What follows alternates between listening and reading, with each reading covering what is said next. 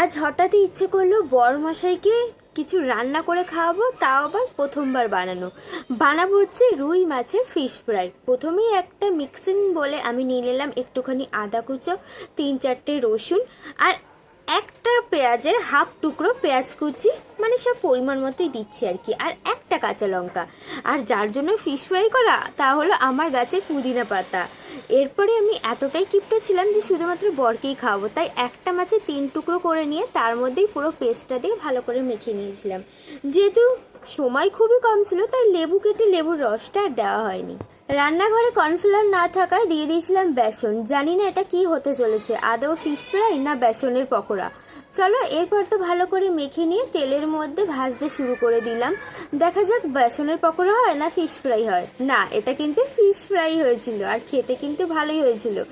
আমার সব থেকে বাইরের থেকে ঘরেরটাই বেশ ভালো লেগেছিল।